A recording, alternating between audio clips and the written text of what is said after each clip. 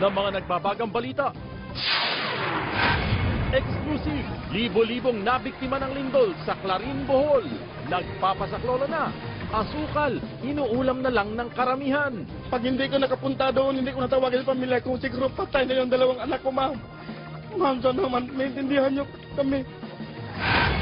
Ilang biktima ng lindol, inireklamong umunoy hindi patas at kawalan ng sistema sa pamamahagi ng tulong. Ilang politiko, tila kinukontrola daw ang relief goods. Exclusive, makasaysayang Baclayon Church na matinding napinsala ng lindol, masisilip na. Bilang ng namatay sa lindol, nasa higit 150 na. Halaga ng pinsala sa infrastruktura, aabot naman sa halos 200 milyong piso na. Tutukan, video ng stampede sa isang auditorium sa Pinamungahan, Cebu sa kasagsagan ng lindol. 3 patay habang 30 sugatan sa insidente. Ilang kandidato sa barangay elections humabol sa huling araw ng paghahain ng COC. Pangulong Aquino nasa South Korea na para sa 2 araw na state visit. Mga Pinoy doon tutulong sa mga biktima ng lindol. Pag-araro ng isang delivery truck sa bakod at mga sasakyan na CCTV patrol. At Carrie Star, Chloe Grace Moritz, bilib sa armas na Pinoy na balisong. I love learning that. I really wanted to buy one.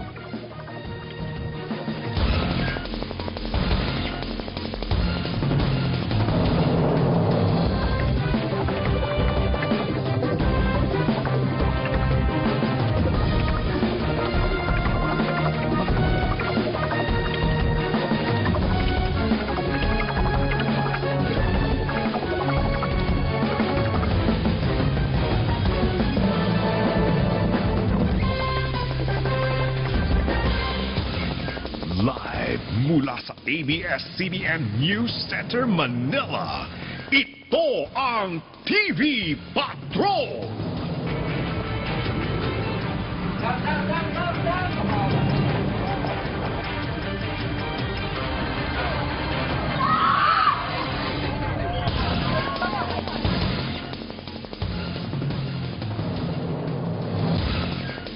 Maayong gabi, bayan.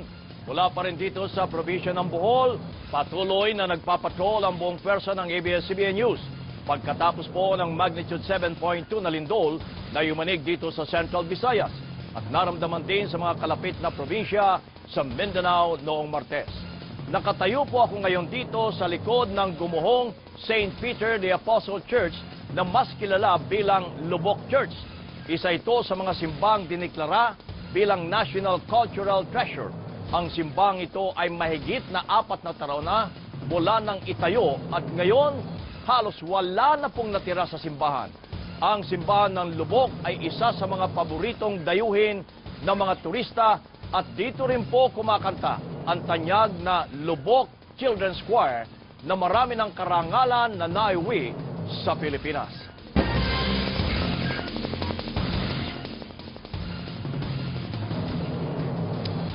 Samantala, nagpapasaklolo na ang may libo-libong residenteng nabiktima ng lindol sa bayan ng Clarin sa Bohol. Asukal na lamang po ang inuulam ng iba nating o ang habang nalalabi na lamang ay 5 kahumpo ng tubig ang natitira para sa buong bayan. Live mula at exclusive sa Tubigon, Bohol, nagpapatrol si Ron Gagala. Ron, yang bang pinuntahan mong bayan ay isolated na yung lugar at gaano kalaki ang naging pinsala? Kabayan, hindi naman isolated itong bayan ng Clarin, pero matindi rin yung pinsalang tinamo nito mula sa lindol. At wala pang dumarating na relief goods sa lugar na yan, kabayan. Sabi sa atin ng mga residente, tayo pa lamang yung kauna-unahang news team na nakarating sa komunidad ng Isla Verde kung saan nakakaranas ngayon na matinding pagkalam ng sikmura. Noong una ay hindi mawari kung bakit sinasalubong ang ABS-CBN News Team ng mga taong galing sa isang eskwelahan ng Bonbon sa Clarin, Bohol. Mga residente pala sila ng Isla Verde na ngayon tumitira sa lupain ng eskwelahan. Pero higit pa riyan ang gusto nilang ipakita. Ito, walang laman. Walang laman. Walang laman. Wala nang kalaman-laman ang mga kaldero nila mula nang lumindol noong Martes. Hindi pa kami nakasimulan ng kain dahil walang tubig, walang bigas, walang ulam, walang rasyon. Tatlong araw hindi nakakain kay walang nagtulong. Sa higpit ng pagkalam ng sikmura, tinitiis ng ilang magulang na ipakain sa mga bata ang pinaghalong kanin at asukal. Ang ulam niyo ho ay asukal. Oo, kasi wala naman kami pang ulam eh. Wasak na wasak ang kanilang mga bahay. Si Francis, laking pasasalamat na nakuha nila ang natutulog nilang mga anak sa kama ilang segundo lang bago bumagsak ang kanilang pader. Pero dahil hindi siya makapasok, problema niya ngayon kung may trabaho pa siyang babalikan sa Cebu. Ma'am, ito yung nangyari, ma'am. Pag hindi ko nakapunta doon, hindi ko natawagan yung pamilya ko, siguro patay na yung dalawang anak ko, ma'am. Ma'am, sana naman, maintindihan niyo kami. Ito nga ako, ma'am, hindi pa nakabalik sa trabaho, ma'am. Nandun nga yung iniwan ko, ma'am, kasi inuna ko yung pamilya ko. Hindi nalalayo sa sinapit niya ang ilan pa niyang kapitbahay na umaasa na lang ngayon sa tulong ng iba, gaya ni Leticia na umiiyak dahil wala nang mapakain sa 5 niyang anak. Naglugaw lang kami, sir. Para lang kami kuan kami gamay nga pagkaon. Limitado ang kakayahan ngayon ng kanilang alkalde. Ipinakita niya sa amin ang lalabing 5 na lang na kahon ng tubig at 50 sako ng relief goods na pagkakasyahin sa mahigit 1,000 pamilyang nasalanta ng lindol. Kailan na lang po yung tubig? Hanggang ngayon or hanggang bukas ng umaga. Ang tubig po ninyo? Ang tubig na inumin. But we're hoping na meron daw ipapadala yung provincial government natin. 3 ang namatay sa bayan ng Clarin, 3 ang nawawala pa at hindi mabilang ang mga sugatan mula sa mga gumuhong bahay. Maging ang kanilang simbahan, tinibag din ng pagyanig. Kung titingnan, sa harap ay mukhang walang nasira sa simbahan ng Clarin, pero harap na pader na lang din pala ang natira sa makasaysayang simbahan. Yung 3 nawawala kabayan, ito ay mga residente dito sa may Isla Verde o bahagi ito ng barangay Villaflor na natabunan ng landslide. Pero hindi pa makuha kabayan yung kanilang mga katawan, yung kanilang mga bangkay at hindi alam kung sila'y buhay pa o patay na dahil unang-una, walang rescuer na nakakarating pa sa lugar. Pangalawa ay napakadelikado pa ng lugar na puntahan sa ngayon dahil ito ay nasa kalagitnaan ng kabundukan at nararamdaman pa rin yung malalakas na aftershocks. Kabayan.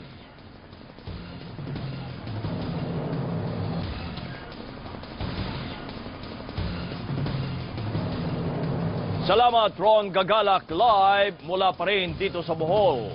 Samantala, dumadaing na rin ng kulang sa pagkain ang mga residente ng ilang pambayang isolated dito sa Bohol.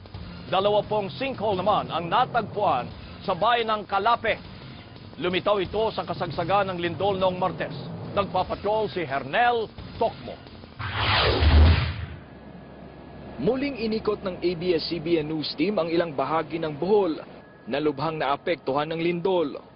Mula sa Himpapawid, makikita ang pinsalang tinamo ng St. Michael the Archangel Parish sa bayan ng Clarin. Tanging harap na lang ng simbahan ang nakatayo. Nasira din ang San Isidro Labrador Church sa karatig bayan ng Tubigon. Makikita rin ang dami ng lumikas sa evacuation center. Kita rin ang paghingi ng saklolo ng ilang residente na naglagay pa ng salitang help sa kalsada.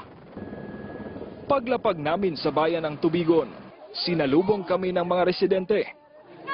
Iisa ang daing nila, ang kakulangan ng supply ng pagkain sa kanilang lugar. May ilang nagrereklamo na hindi patas ang pamamahagi ng tulong. Kasi may akong duulong na pag-abot na ko sa nang hatag. Kwento ni Aling Virgie, hindi pa sila nakakuha ng relief goods. Sinisisi niya ang kawalan ng sistema umano sa pamamahagi ng tulong. Sabi niya, tila kontrolado din ng mga politiko ang relief goods. Pero kahit papano, ay may natatanggap naman na tulong ang mga residenteng nasa evacuation center. Daang-daang mga pamilya ang nandito ngayon sa field ng Tubigon Central Elementary School. At sa ngayon, kanya-kanya ang kanilang pinagkakaabalahan na may naghahanda ng pagkain at may nag-aayos pa ng tent. Tila normal ang kanilang pamumuhay dito, pero umaasa silang sana'y matapos na ang serye ng aftershocks at sana'y mabigyan sila ng sapat na tubig at pagkain. Sa ngayon, ang tent na ito ang magsisilbing bahay ng pamilya Mejillas dahil wala na silang mauwian matapos wasakin ng lindol ang kanilang bahay. Napaiyak si Maria Ana sa hirap ng kanyang naranasan matapos ang lindol. Napuntahan din ng news team ang Panggangan Island sa bayan ng Calape. 2 sinkhole ang natagpuan sa likod at harap ng paaralan. Lumitaw ito sa kasagsagan ng lindol noong Martes. May lalim itong 15 talampakan. 85 siguro % ng mga bahay dito at saka yung paaralan namin, National High School, sira. Mahigit 15,000 pamilya ang apektado sa lindol sa bayan ng Calape at Tubigon. Nanawagan sila ngayon na sana'y maabutan ng tulong. Hernel Tokmo, Patrol ng Pilipino.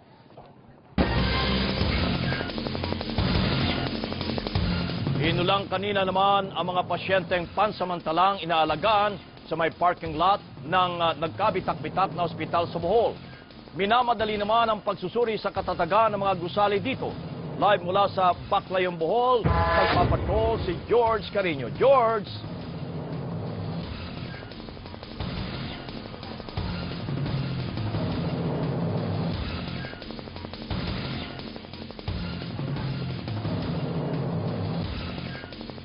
Kabayan, upo ng NCCA itong Baclayon Church. At ayon sa grupo, mukhang may paraan pa naman para maayos ito. Bukod kasi sa kahalagahan nito sa mga mananampalatayang Katoliko dito sa Bohol, may papel din ginamparan sa kasaysayan ng ating bansa. Itong gusaling ito na dati naging tuluyan ng mga paring Hiswitan dayuhan na unang namalagi dito sa Bohol at nagpatayo nga nitong simbahang ito noong 1727. Kanina, Malaking halaga ng pera ang tiyak na kakailanganin para maitayong muli kundi man maibalik sa dating itsura ang mga simbahang katulad dito na sinira ng lindol. Ayon sa NCCA, 6 na simbahan dito sa Bohol na deklaradong National Cultural Treasure ang grabing napinsala ng lindol. Magpupulong mamayang gabi ang grupong pinadala dito ng NCCA para malaman kung paano idudulog sa pamahalaan ang sitwasyon. We're trying to find the silver lining, trying to find na may hope dito. And nakikita naman natin na kahit paano, meron tayong dahilan para umasa na may magagawa tayo sa restoration work. Pero may mga gusali dito sa Bohol, katulad ng ospital na ito, na agaran ng pangangailangan na masuri para malaman kung pwede na ulit magamit o hindi pa. Sa CCTV video ng ospital, makikita ang mga nakakakilabot na sandali noong Martes ng umaga habang nililindol ang ospital. Inuga ng lindol kahit ang nakaparadang sasakyan sa labas ng ospital. At nang humupa ang pagyanig, saka palang inilabas ang mga pasyente. Sa parking lot sila inaalagaan ngayon. Pero pag umuulan, napakatinding hirap ang dinaranas ng mga pasyente. Kahit ang medical staff na nakaranas din ng lindol, pero hindi tumigil sa pag-aalaga sa mga pasyente. Ginagawa na lang ng paraan ng Tagbilaran Community Hospital para maalagaan ang mga taong nasaktan sa lindol. Sa earthquake, dito namin evacuate tapos nag-set up kami kagad ng mga tents para sa kanila. Then tapos dandahan yung mga supplies na biniprepare na namin. Isa sa mga pasyenteng nandito ngayon ang 17 anyos na si Zediza Barbanida. Napilayan siya ng madaganan ng bahagi ang tirahan nila na gumuho. Nang bumaba daw siya sa unang palapag nung lumindol, niyakap siya ng nanay niya nang saktong bumagsak ang ikalawa at ikatlong palapag ng gusaling tinutuluyan nila. Sinalo ng nanay niya ang bigat ng buong gusali na dadagan sana sa kanya. Sinakripisyo ang sarili para makaligtas ang anak. Sabi nga ng papa ko kung hindi niya tinakpan yung paa ko, baka pati ako matay rin.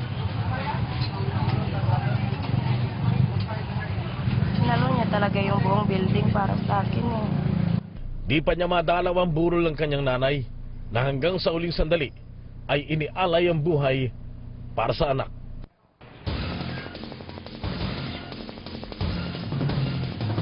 Marami pang lugar dito sa Bohol na may mga kwentong katulad ni Zediza na hanggang ngayon ay patuloy na naghihirap dahil sa nangyaring lindol. Unti-unti sinisikap ng lokal na pamahalaan na mahatiran ng tulong yung ibang lugar katulad na lamang ng San Isian na nasalanta din ng lindol.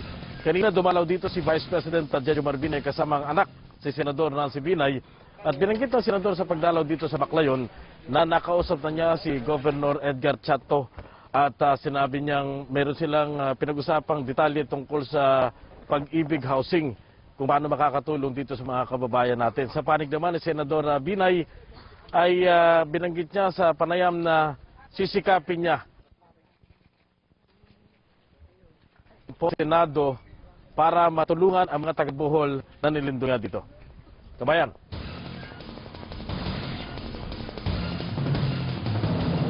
Salamat George Carino live mula sa Baclayon, Bohol. Samantala, itinama ng FIVOX ang nauna nilang tinukoy na epicenter ng lindol na tumama sa Bohol.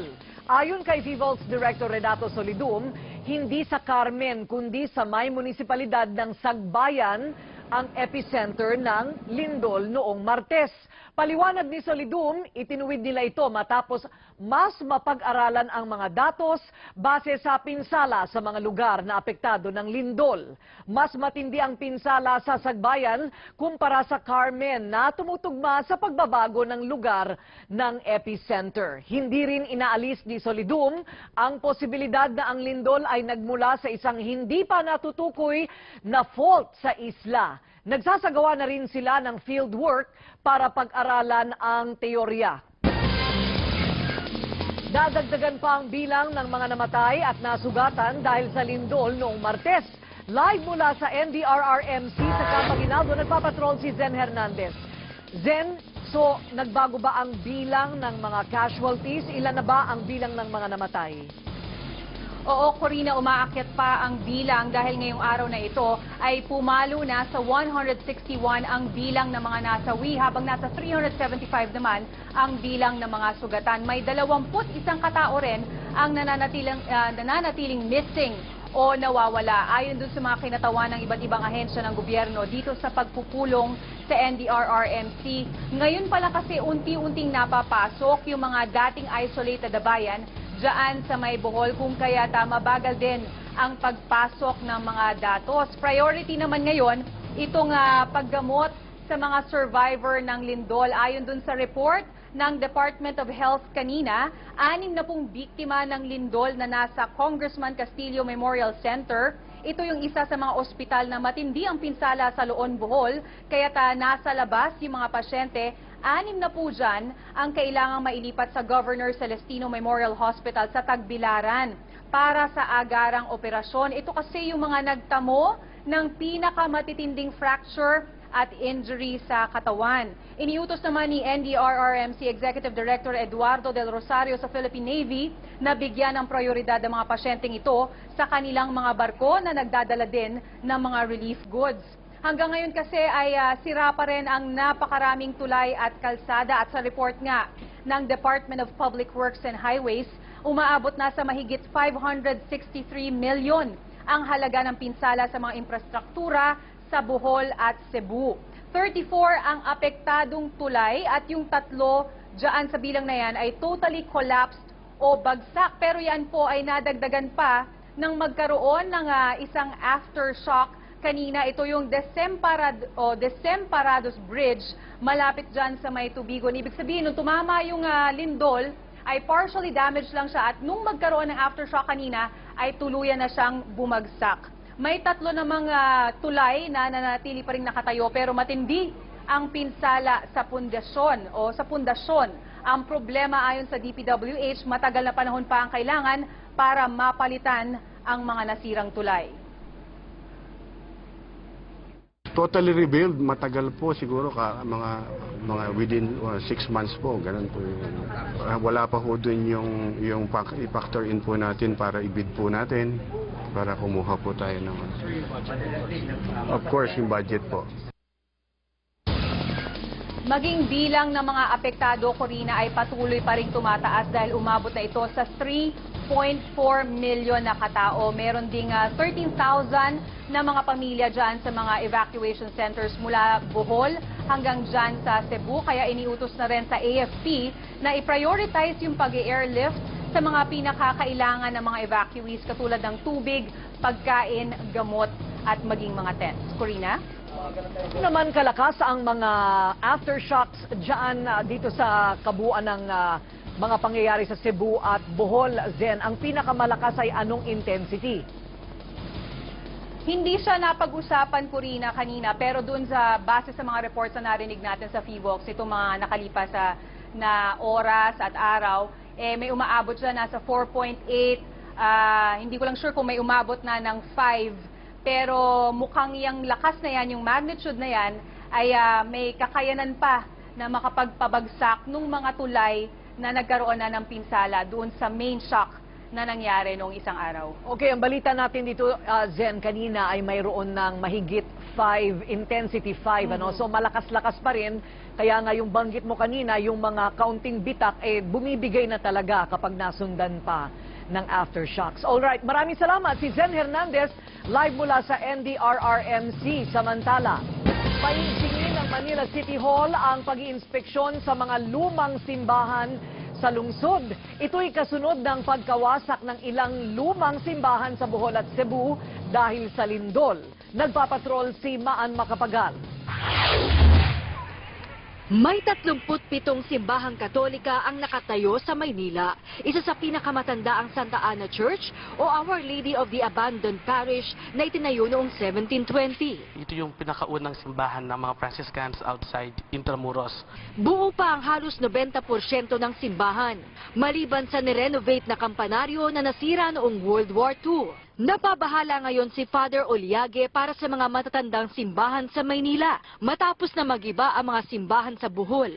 Eye-opener na rin sa ating lahat at sa amin din upang ingatan natin ang mga simbahan. Nasa Maynila ang pinakamatandang simbahan sa bansa, ang San Agustin Church na itinayo noong 1589. Ganun talaga yung mga old churches, no? Massive yung pagka-construct niya. Generally, structurally stable siya. Ang Binondo Church naman, 1590s pa itinayo pero ginawa muli nang masira noong World War II. Nasa labas po natin dito, just only for the, masabi natin for the architectural purposes lang ng structure. When it comes for the internally, yung strength sa loob, talagang okay pa. Pansamantala namang isinara ang Manila Cathedral para isailalim sa retrofitting dahil sa mga nakitang bitak dito. May mga cracks yung mga walls niya eh.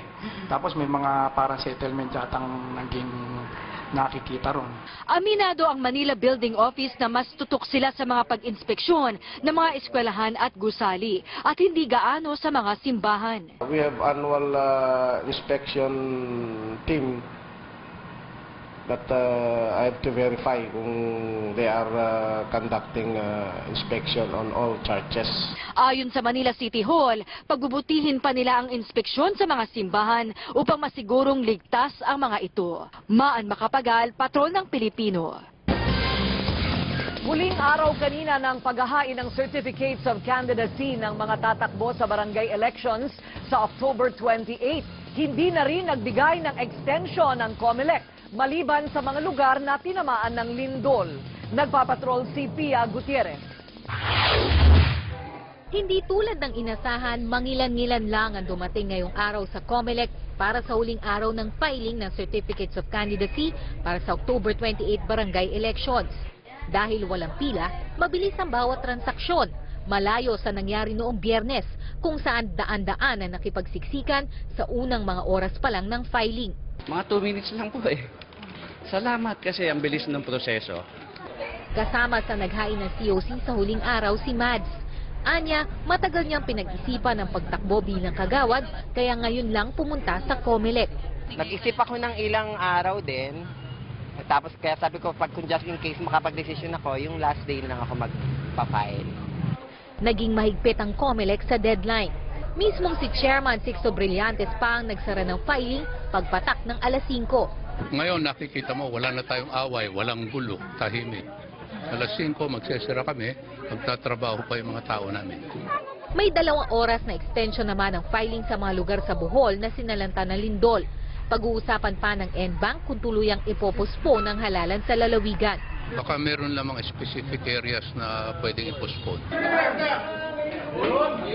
Pero kahit maraming oras, hindi pa rin nakahabol ang isang ito.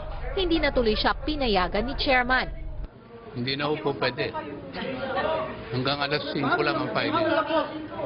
Hanggang alas 5 lang. Hindi na po pwede. Nakasira na pinto. Huwag ka na tumakbo. Tumakbo ka na sa 2016. Mamaya alas 12:01 ng gabi, formal na magsisimula ang campaign period. Panawagan ng COMELEC sa mga kandidato, huwag maging pasaway sa pangangampanya para maiwasan ang madiskwalipika. Pia Gutierrez, Patrol ng Pilipino. Bagamat maayos ang huling araw ng filing ng Certificate of Candidacy kanina, sinabi ng COMELEC na mas marami pa rin ang kumakandidato ngayon kumpara noong nakalipas na barangay elections. Nagpapatrol si Doris Bigornia. Sa huling araw ng pagpa-file ng COC, hindi na ganun karami ang pumunta sa mga local office ng COMELEC. Wala pang 300 ang humabol sa pagkakapitan sa Caloocan. Mahigit 2,000 naman ang humabol sa pagkakagawad. Pansin ng COMELEC, mas marami ang mga tumatakbo ngayon kaysa nung nakalipas na barangay elections. Mas marami po ang kumandidato sa ngayon. Siguro po, sa nadidinig kasi namin dahil daw po sa kahirapan ng hanap buhay. Ito rin mismo ang dahilan ni Alfredo Abad na tumatakbo bilang kagawad sa Quezon City. Criminology graduate ako, hindi pa ako nakomisyon sa AFP, saka wala rin akong trabaho eh. Marami ang dekahon ang sagot kapag tinanong kung bakit kumakandidato. Para makapagbigay serbisyo, makapaglingkod ng tapat at malinis sa aming barangay. Dating nagtatrabaho si Estanislao sa Cavite pero tapos na ang kontrata niya kaya wala ng trabaho. Gaya ng ibang eleksyon, di nawala sa listahan ang pangalan ng mga dating artista at maging broadcaster. Isa lang ang mahahalal na kapitan sa bawat barangay at 7 naman ang hihiranging kagawad. Bukas ay magsisimula na ang campaign period. Doris Bigornia, Patrol ng Pilipino.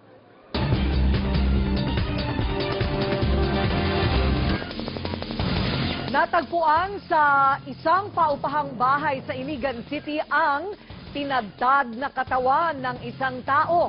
Pasintabi po sa mga naghahapunan at maselan po ang tema ng istoryang ito. Nagpapatrol si Roxanne Arevalo. Napilitang pasukin ni Jean Ann ang pinauupahang bahay sa Purok 8, Barangay Kanaway, Iligan City noong Martes. Ito'y matapos umalingasaw ang nakasusulasok na amoy mula sa bahay. Wala noon ang nangungupahang si Muhammad Yasin na isang biology graduate.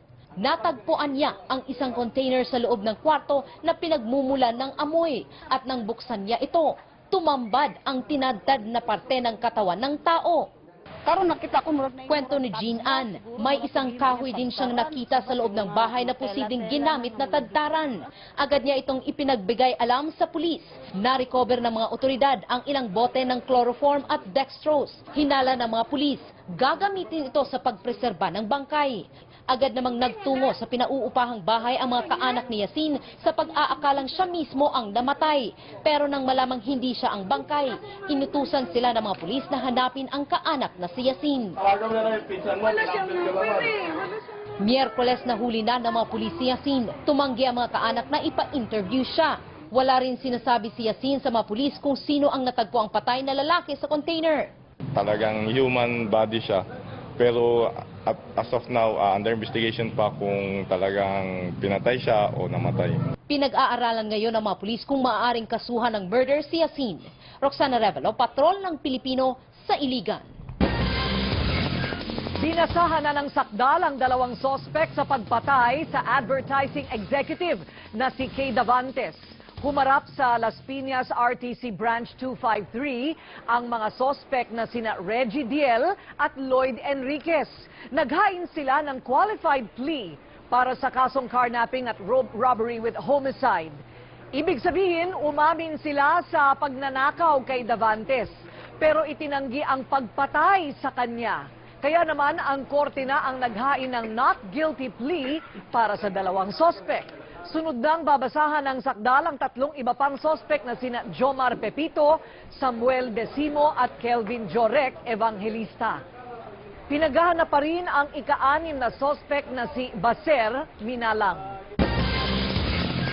Nasunog ang isang pampasaherong bus sa southbound lane ng EDSA Cubao kaninang umaga. Nabalot ng makapal na usok ang bus na may plakang TXL 836. Agad nakababa ang 15 pasahero, driver at konduktor nito.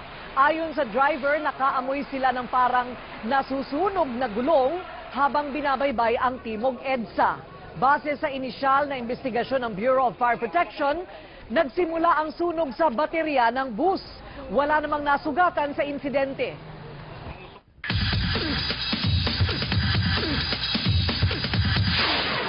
Pangalawang buhay. Ito ang pinagpapasalamat ni Pu at Angelica Panganiban matapos makaligtas mula sa lindol. Makikiisa rin sila sa benefit show para sa mga biktima. Nagpapatrol, Mario Dumawal.